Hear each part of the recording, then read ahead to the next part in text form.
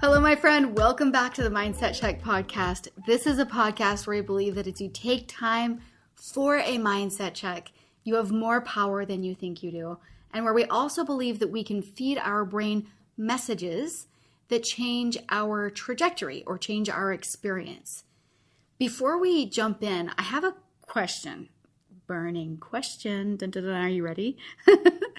The question is, I'm just really curious to know if any of you would be interested in a course geared specifically to healing anxiety.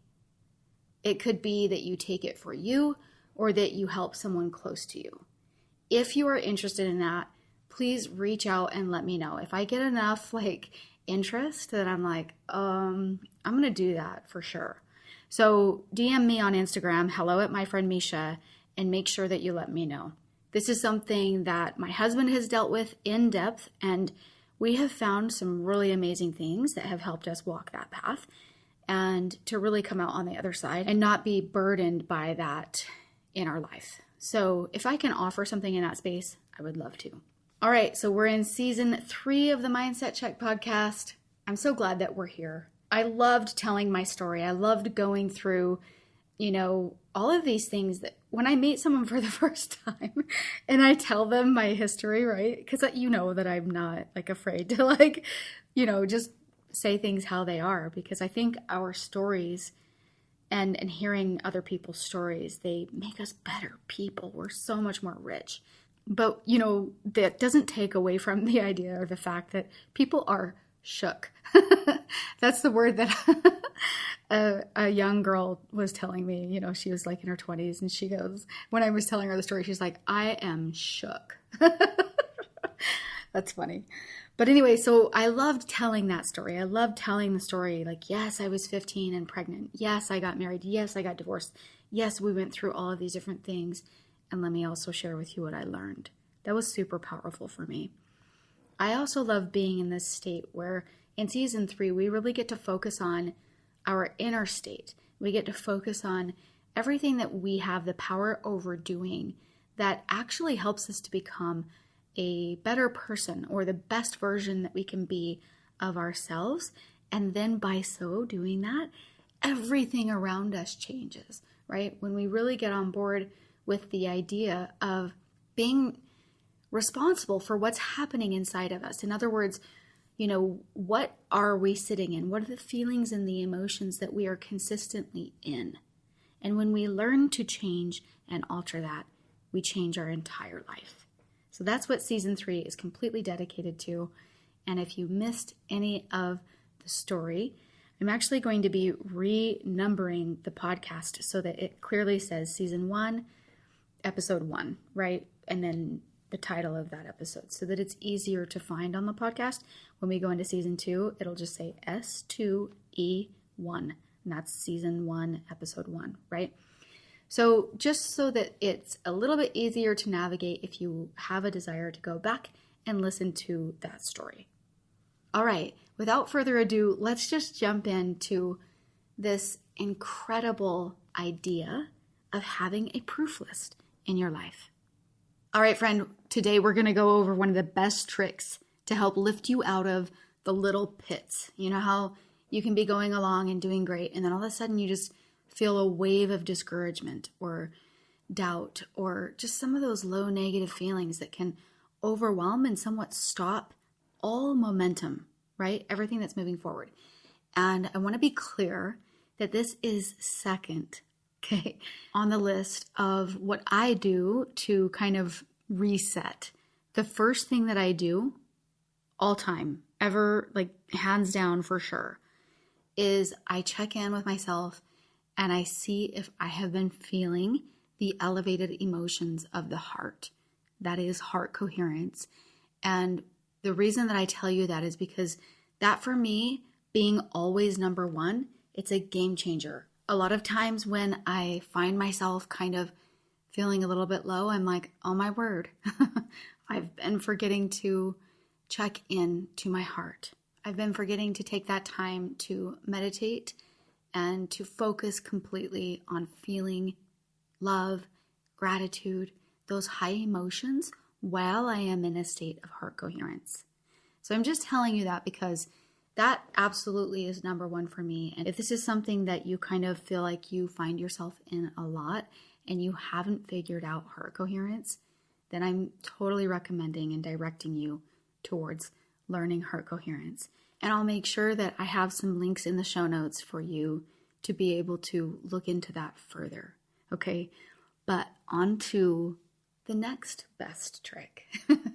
I would say that after that number one, I have a few, but this is one of the best tricks to help you just kind of check back into reality, right? Sometimes we think when we fall into a pit of discouragement, we're not actually in reality.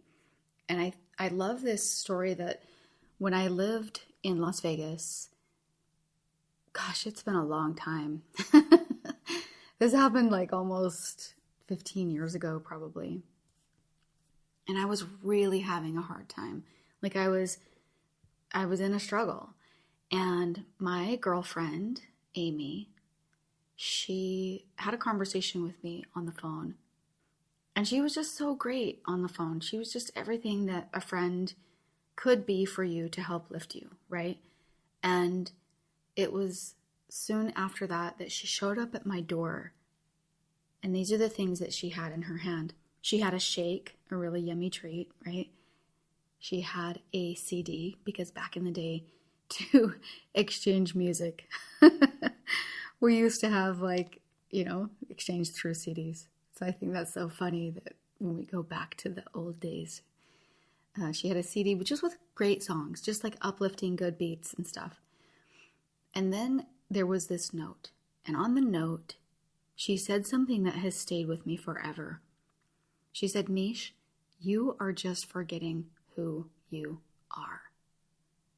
And that washed over me. And I thought, that is so true. That is so true. This world can be so discouraging. And, sometimes self-doubt gets the better of us. And often when we're in the struggle, what we're really doing is just forgetting who we are. And so I've come up with a way that we can remind ourselves, that we can ground ourselves with the facts, with truth, okay? So this is something that I like to call the proof list. And so what we do is we start by asking ourselves, what do we have proof of? And then we keep a list of the things that we have proof of. So the places that you can keep this list are, obviously, you can write it down on a piece of paper. And I have a blank sheet dedicated to this that you can print. You can find it in the show notes and you can print this. But what I think is even more effective is just to start a little album on your phone. And this album, you can start to keep record of the things I'm going to talk to you about. Let me show you how. All right, so on this list are things that we have proof of. Things maybe that people have said to us, or things that we have proof of that are our positive attributes. Things that you have conquered or gone through. And it's great to remember that there might be proof that things aren't so great, that maybe, things aren't amazing and that you aren't doing the very best in life. But what you focus on grows. And so it's important to remind ourselves of all the good things about you and to focus on that and to see the areas that you are capable of and where you are amazing. And then we're going to let that grow.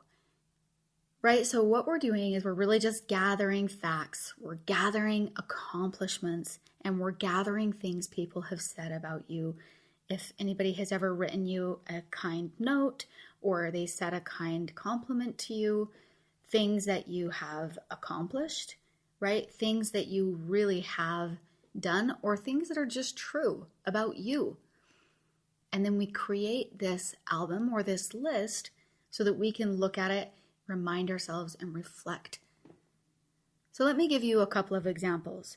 When I think that I am the granddaughter of my grandma and grandpa, like it explodes my heart because I know that I have pieces of those good souls in me. And so maybe just putting a picture of you with your grandparents in your album, or if you're writing a list, just writing that truth down is a big deal. I have on my proof list that Maria likes to practice yoga next to me. And to be able to put this in your album, you could write that on a piece of paper and take a picture of it. Or you could go into Canva and you could create a little square that says this. Or you can write it on your list, right? If you're doing a paper of this. But the thing that's interesting about this fact, and I'm going to tell you a couple of more, but the thing that's interesting about Maria liking to practice yoga next to me, Maria's bad to the bone, you guys. So if I tell you that Maria likes to practice yoga next to me, she has told me that it gives her energy and fire to her practice and it challenges her. So for me, just hearing Maria likes to practice yoga next to me, I know who Maria is. And therefore, my game, like in the yoga room is, something. If she likes practicing yoga next to me, if I feed her yoga practice, right? So Michelle, my friend, said that I am a good writer. And Michelle is not just anyone. Michelle is someone who's very well read. And so that quote or that fact brings more substance, right? Because of what I know about that. Megan, my fitness coach, thinks that I'm a hard worker and that I bring energy into the room. And I totally admire her and think that she's doing amazing things. And so Jen thinks that I'm a good teacher. So I'll get compliments about, a place that I teach, different things that I teach, whether I'm coaching or I'm teaching in my church or whatever. Maybe I'll get compliments about that. So recording that and writing that down so that I can remind myself of that gives me the solidarity that I need when I'm in like that fluctuation of discouragement. It's incredible. So figuring out things that bring grounding to you are things that you would want to record and put on your proof list. So something that's really important to remember about things that you put on your proof list is that you don't get to really decide whether or not the things that were good, that were said about you by others are correct, or if you deserve it. That's not something that you get to decide. You just get to decide if it was genuine and if it came from their heart. And if that's the case, then you write it and you record those comments and you let them mean something to you. You let your proof list inspire you to be the kind of person that creates more proof. So are you kind of catching a glimpse of what things you actually write on your proof list? Maybe you're good at math. Maybe you're a good leader or a good teacher or a good listener. Whatever it is that you know is true about you, you collect. Maybe you're a really good aunt, or maybe you're really good at being a daughter, right? So some of these things you just kind of like gather and you say, oh my word, somebody said something good about me. I'm going to add that to my proof list. This is a fact about me. This is not a list of I'm better than everybody else. It's not a narcissistic, let me prove who I am type of a thing. What this is I am going to show my brain, not just my brain, but my heart. I'm going to let my heart and my body feel who I really am. And then that part of me grows and grows and grows. Because we know the duality of being a human. There's also things that aren't good about all of us. There's things that we're all working on. And that's okay. But what our brain does is it kind of goes down the route of like, oh, you said this, you shouldn't have said that. You did this, you shouldn't have done that, right? It kind of goes down that disparaging road sometimes. And we need to pull ourselves back out of that and back into the things that we've accomplished, the facts about us that are pure and good, and that sort of help us write our path. I love doing this. And sometimes if I'm like chatting on Marco Polo with someone and someone says something nice about me, I will video, like I'll screen record that part and I'll just put it in my proof list on my albums on my phone. Because this is something that can snap you out of being in those negative circles so quickly. And you know, the thing about a negative cycle in your brain is it's like a snowball. A snowball that as it continues to roll, it gets bigger and bigger and bigger and bigger. The thing is that your brain, every single 17 seconds, your brain thinks another thought that's on a similar vibration or wavelength or energy level as the one that you thought before it, unless you come along and change the trajectory of the thoughts, right? If you change them to be something that's going in more of a positive direction. And really the best way to alter that train is to feel a different feeling, right? It's not just to reason with your brain and be like, no, I'm good. It's to actually feel something different. And so when you go look at this list, allow it to ignite feelings, not just, the actual facts in your brain, but to ignite a feeling inside of you so that it's more effective. The change in the trajectory of where you're going is just more effective. And it's great to just get better and better and better at doing this, the same way that you recognize you have hunger in your stomach, to be able to recognize that you're sort of falling into that negative spiral and it's time to come back. It's time to remind yourself of who you are, to let the survival technique kick in like hunger, right? And feel and think something different. So I want to share a story with you called The Reflections. Once a dog ran into a museum filled with mirrors. The museum was unique. The walls, the ceiling, the doors, and even the floors were made of mirrors. Seeing his reflections, the dog froze in surprise.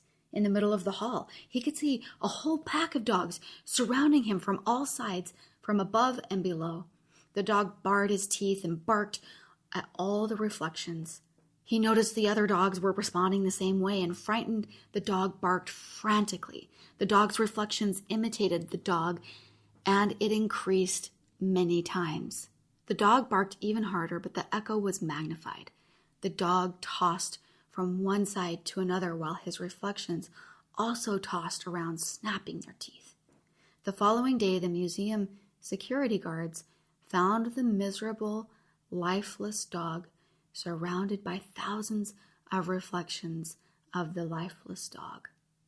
There was nobody to harm the dog. The dog died by fighting with his own reflections. So it's a really great story to remind us that the things that are happening around us, that they reflect our thoughts and our feelings and our wishes and our actions. The world is a great big mirror. And on another level, it's like we are in this, when we're in our mind, it's like we're in that museum of mirrors, and we could just have a heyday with barking at all of the things that are wrong about ourselves or our life, or we can get out of the cycle and we can focus on something completely different. Can you imagine if that dog, for a moment, just calmed down and was kind, like felt that kind look on his face? And you've seen a dog smile. It's so cute. And just kind of smiled. It would disrupt the whole pattern. Buddha said, what you think you become, what you feel you attract, what you imagine you create. So let's put a mirror in front of us that reflects all of the good of who we really are. When you resonate with the positive things that you have proof about yourself, it allows you to access a feeling and a belief that will change your trajectory. I hope that through seeing that, you understand that you have more power than you think you do. All right, my friend, I hope that this podcast inspires you to go and make your proof list and then to visit it often so that you can be reminded of all of the goodness that exists inside of you. Don't forget to subscribe to the Mindset Check podcast so that you never miss an episode. Also, while you're subscribing, if you would like to rate and review the podcast, that will help our podcast find its way to so many more people that need it. Before we go, I want to leave you with a quote from Carl Van. He said, "You will see what you are looking for. Therefore, look for what you hope to see." Until next time, my friend.